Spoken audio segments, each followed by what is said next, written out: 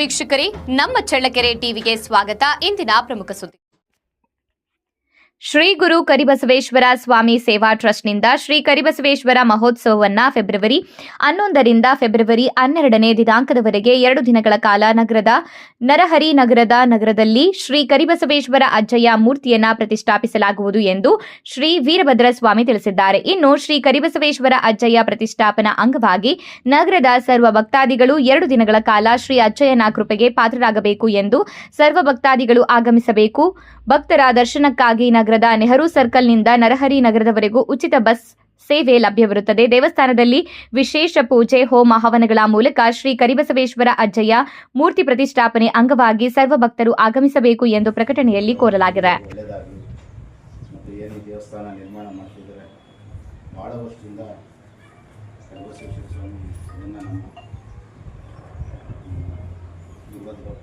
ನಡೆಸ್ಕೊಂಡು ಬರ್ತಾ ಇದೆ. ಭಾಳ ಚೆನ್ನಾಗಿ ಎಲ್ಲಿಂದನೂ ಭಕ್ತಾದಿಗಳು ಬರ್ತಾರೆ.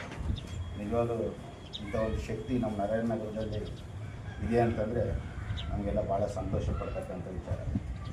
ಮುಂದಿನ ದಿನಗಳಲ್ಲಿ ಈ ಒಂದು ನರಹರಿ ನಗರ ಈಗಾಗಲೇ ನರಹರೀಶ್ವರ ದೇವಸ್ಥಾನದಿಂದ, ನರಹರಿ ಸದ್ಗುರು ಆಶ್ರಮದಿಂದ ಭಾಳಷ್ಟು ಹೆಸರಾಗಿದೆ.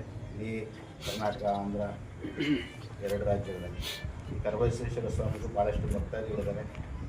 ಇಲ್ಲಿ ಚೆನ್ನಾಗಿ ಈ ದೇವಸ್ಥಾನ ನಿರ್ವಹಣೆ ಮಾಡಿದೆ.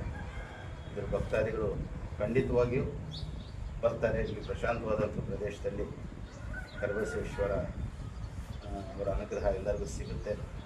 ನನಗಂತೂ ಭಾಳ ಸಂತೋಷ. ಮುಂದಿನ ದಿನಗಳಲ್ಲಿ ಈ ಕರಿಬಸವೇಶ್ವರ ದೇವಸ್ಥಾನ ಕ್ರಮಬದ್ಧವಾಗಿ ಚೆನ್ನಾಗಿ ನಡೆದರೆ ನಮ್ಮ ನೆರೆಸ್ತರಿಗೂ ಒಳ್ಳೆಯದು ಮತ್ತು ಭಕ್ತಾದಿಗಳು ಒಳ್ಳೆಯದಾಗುತ್ತೆ ಅಂತ ಹೇಳಿ ಈ ಸಂದರ್ಭದಲ್ಲಿ ಹೇಳ್ತಾ, ಮತ್ತು ಈ ಹಿಂದೆ ನಮ್ಮ ಮಾರ್ತಿ ಮತ್ತು ನಮ್ಮ ಇವರು ಎಲ್ಲರೂ ಬಂದಿದ್ದರು. ನಮ್ಮ ಗ್ರಾಮಸ್ಥರುಗಳು, ರಾಮಚಂದ್ರೇಶ್ವರ, ಮಲ್ಲಿಕಾರ್ಜುನೇಶ್ವರ ಎಲ್ಲರೂ ಬಂದಿದ್ದರು. ಆ ಸಂದರ್ಭದಲ್ಲಿ ಸರಿ ನಾವು ಸ್ವಲ್ಪ ಯಾವಾಗ ಹೋಗಿದ್ದೇವೆ ಅಂತ ಹೇಳಿದೆ.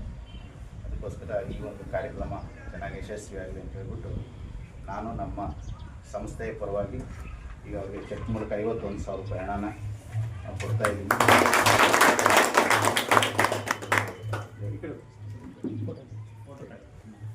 ರೆಕಾರ್ಡ್ ಆಗ್ತದೆ. ಓಕೆ, ಹಾಗೆ